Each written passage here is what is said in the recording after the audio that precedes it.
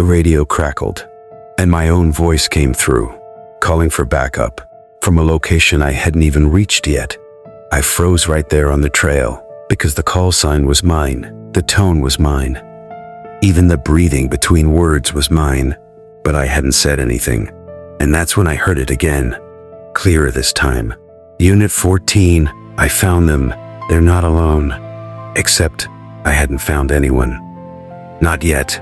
And suddenly it felt like I was already too late. Like something out there had already done my job before I even got there. I checked my radio display, thinking maybe it was interference, maybe dispatch routed something wrong. But the log showed the transmission coming from my unit. Same frequency, same ID, just a few minutes ahead of real time, like someone was moving slightly ahead of me, copying me, or replacing me. I remember just standing there, staring into the trees, feeling this weird pressure in my chest, like I was being watched. Not in a vague way, in a very specific way, like something knew exactly where I was standing and where I was going next. My name's Aaron.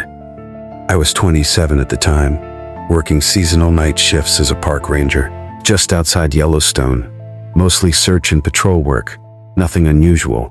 Until that week, we had a missing person report, a solo camper who never checked out. Last ping somewhere along the restricted trail section. My job that night was simple: follow the last known route, check for signs, report back. Routine. At least it was supposed to be. I started walking again, slower this time, keeping the radio close, listening for anything. But that's when I noticed something worse. The trail markers didn't match the map anymore. Not exactly. Like they were slightly off. Or maybe I was. I told myself I was just tired. Night shifts mess with your head, especially out there where everything looks the same after dark. Trees, shadows, silence. But then the radio crackled again, and my voice came through. Again, approaching the clearing, I see movement. I stopped walking immediately, because that clearing was still ahead of me. I hadn't reached it yet, and somehow, something had already reported being there. I didn't respond this time. I just listened, waiting, but all I got was static. Thick, heavy static, like the signal was being smothered. I tried calling dispatch, nothing. Just noise. That's when I noticed something else. Footprints, fresh ones, right on the trail, heading forward. Same direction I was going, same boot pattern as mine. I looked down at my own boots, then back at the prints, identical, same size, same tread, even the slight wear on the heel. And they weren't coming toward me, they were going ahead of me, like someone had walked this path just minutes before. And then it happened again. The radio. He's still here. My voice said, quieter. Now, almost whispering. He's watching from the trees. I felt my stomach drop. Because that line, that wasn't something I would say on comms. Not like that.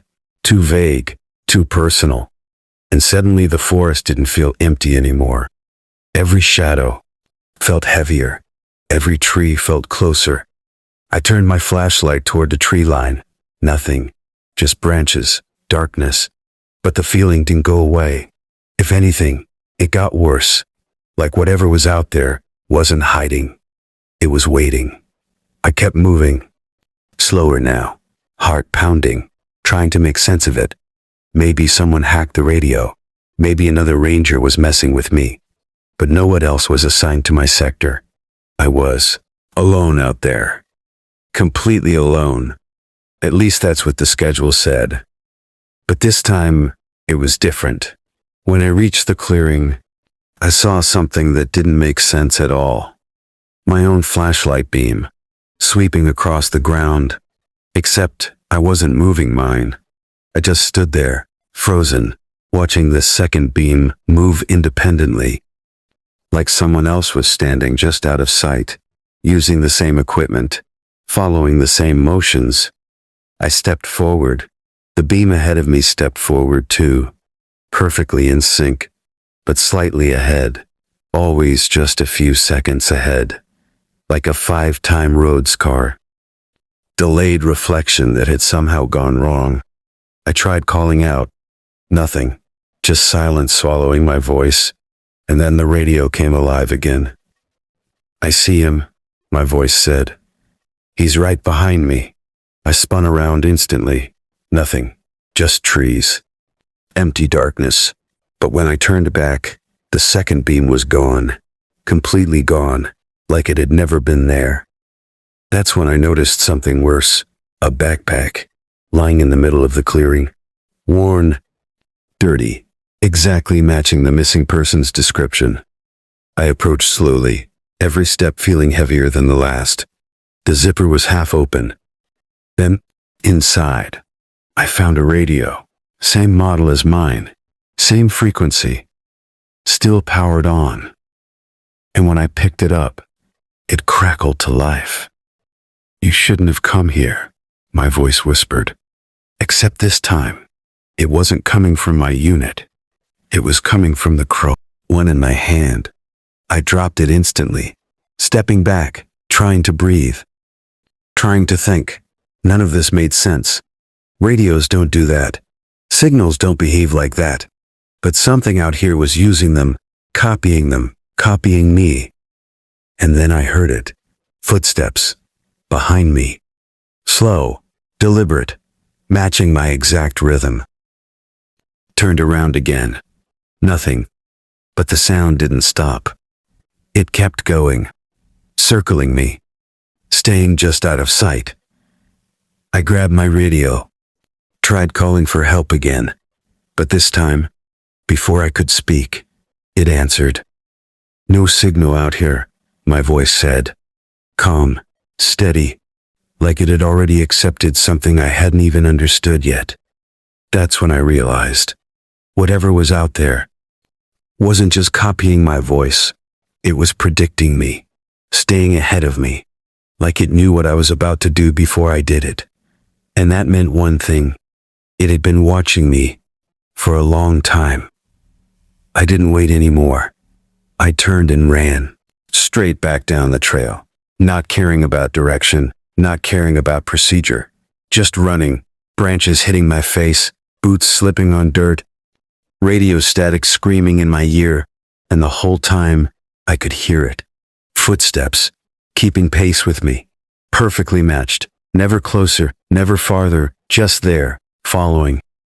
I didn't stop until I reached my truck, practically throwing myself inside, locking the doors, hands shaking so bad I could barely start the engine. I drove out of there fast, faster than I should have, not looking back, not checking mirrors, just leaving.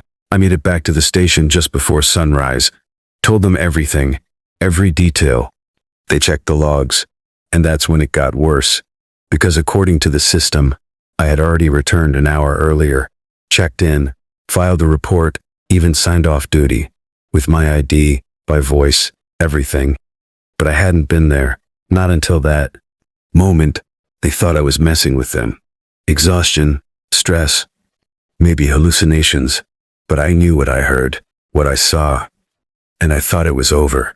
I really did, until later that night, when I turned my radio on again, just to check, and it crackled, softly, quietly, like something was still there. And then, my voice came through one last time, calm, steady, like nothing was wrong.